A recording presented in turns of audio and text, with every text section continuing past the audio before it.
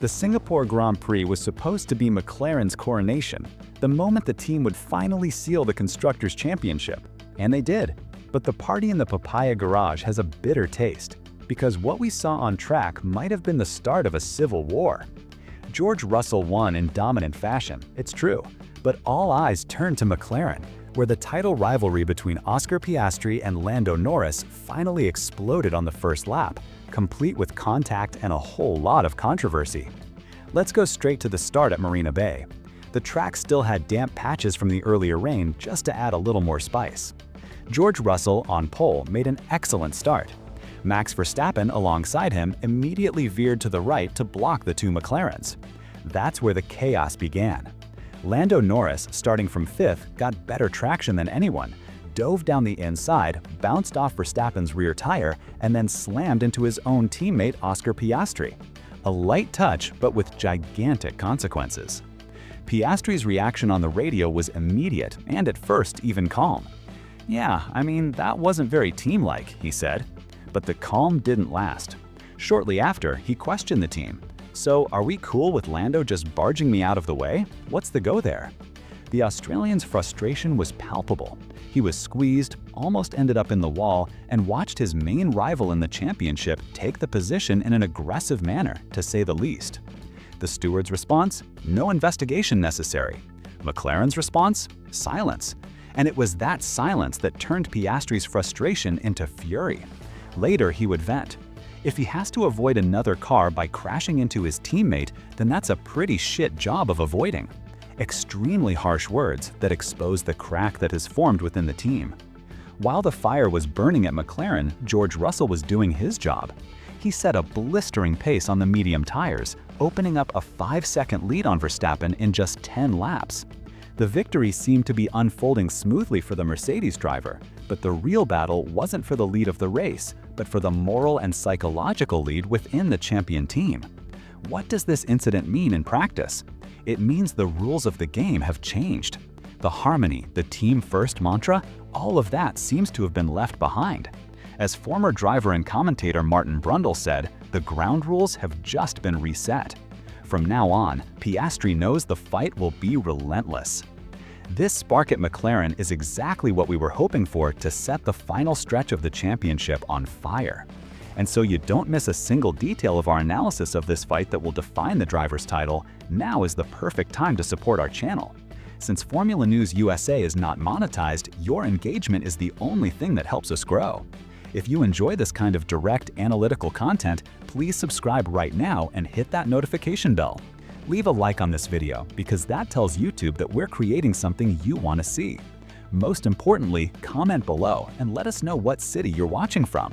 Seeing how far our content reaches is a huge motivation, and your comments are crucial for the algorithm to recommend us to more F1 fans. Your support is the fuel that keeps us going. With the dust from the start settling, the race entered a more strategic phase, but the tension at McLaren was far from over. On the contrary, it just changed form, moving from a direct on-track confrontation to mind games in the pits. While Russell disappeared out front, the real fight was unfolding between Red Bull and McLaren. Around lap 18, we saw a classic example of this. McLaren called Norris into the pits, in a clear attempt to force Red Bull to pit Verstappen to protect against an undercut. But it was a bluff. As soon as the mechanics came out, Norris was told to stay on track. Red Bull didn't fall for the trap, but the message was sent. This fight would be blow for blow. 2 laps later, Red Bull finally called Verstappen in. He swapped his soft tires for a set of hards, but relief never came. As soon as he returned to the track, the 4-time champion began a long session of complaints over the radio. First, he told his engineer that everything was working against him. Then, the diagnosis became more direct and brutal. The car was, in his words, shit to drive. Verstappen was locking up, fighting with the rear of the car, and saw the performance he expected simply fail to appear. He was vulnerable, and McLaren knew it. And it was at that moment that the Cold War within the Woking-based team reached its peak. With the pit stop window open, the team asked Lando Norris if Oscar Piastri could pit before him, a strategy to perhaps cover Charles Leclerc or simply give the Australian driver a chance on fresher tires. Norris's initial response was yes, but seconds later he changed his mind, correcting to a firm no. Let's stop and analyze the weight of this. Norris, in practice, refused an instruction or, at the very least, a team suggestion that could have benefited his teammate. He explicitly prioritized his own race, making it clear that after what happened on the first lap, all courtesies were off. For those who follow the team, this is a stark contrast to what we've seen in other races, like at Monza in 2024, when Piastri was told to yield the position. Now, the tables had turned. To make matters worse for Oscar Piastri, when he finally pitted on lap 27, his stop was disastrous. A stuck wheel cost him 5 precious seconds, an eternity in Formula One. He returned to the track not just behind Norris, but nearly 10 seconds back. In other words, the result of the first lap contact was cemented by a denied order and a slow pit stop. It's impossible not to imagine Piastri's fury inside his helmet. After all the pit stops, the race had a new configuration.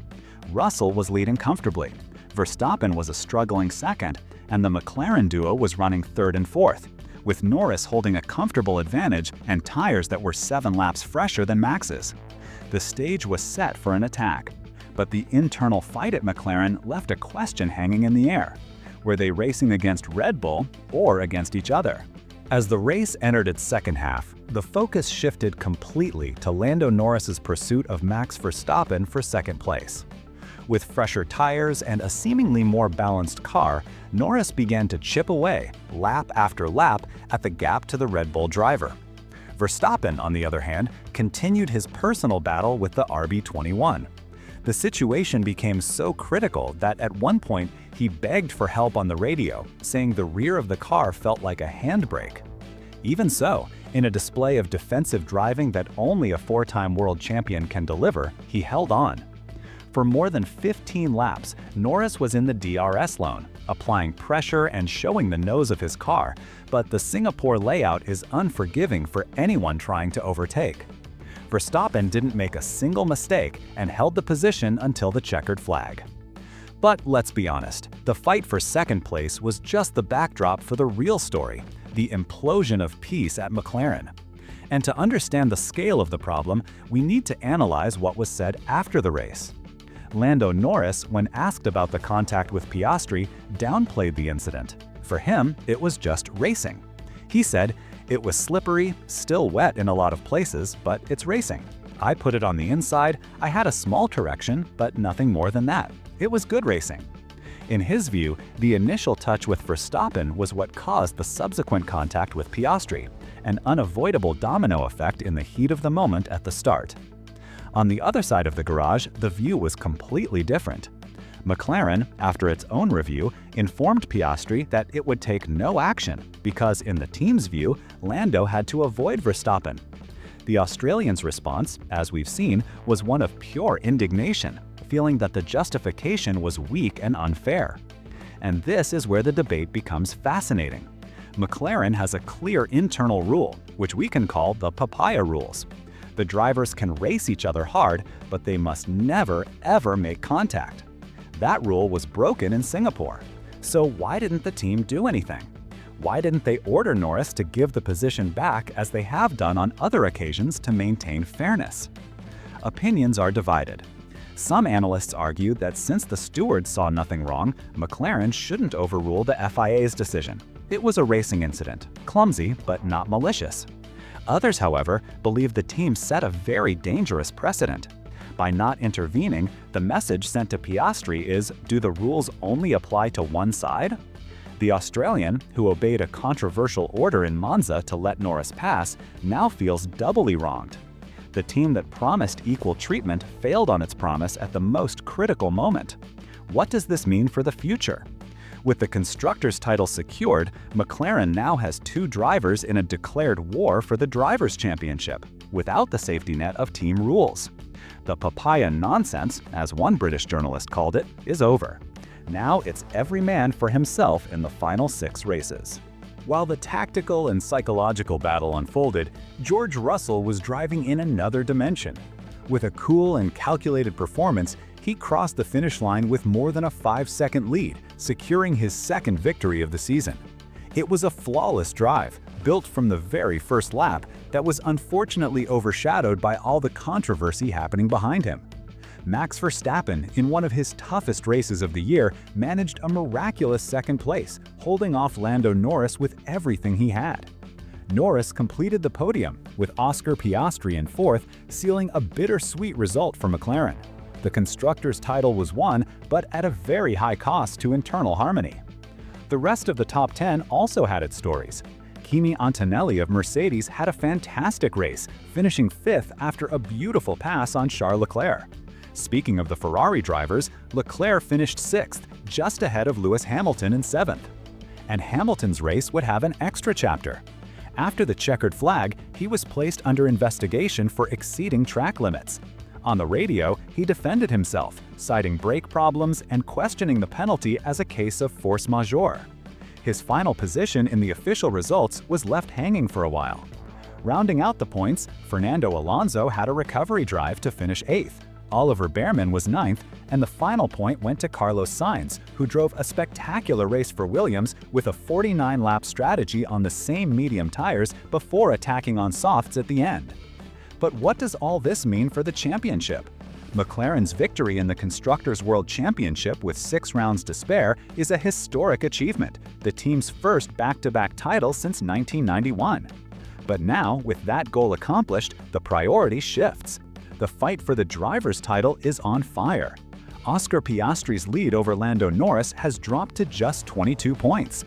Max Verstappen, with his second-place finish, closed the gap to 63 points. He's still an outsider, but he remains in the fight. The last 6 races of the season will be a battlefield, with the internal McLaren dispute promising to be the main storyline.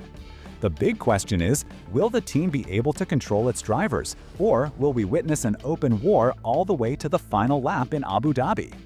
The 2025 Singapore Grand Prix won't be remembered for Russell's dominant win, but rather as the day the veneer of friendship at McLaren finally cracked for good. The fight has become personal, and the consequences of that are still unpredictable. And now we want to hear your opinion. Who was right and who was wrong in the first lap incident? Was it a normal racing move, or did Norris cross the line? Let us know what you think in the comments below. We read every single one. And if you made it this far, please don't forget to hit the like button to support our work and subscribe to the channel. As we mentioned, your subscription and comments are the lifeblood of Formula News USA. It's the only way we can build this community and continue bringing you in-depth F1 analysis. Thanks for watching.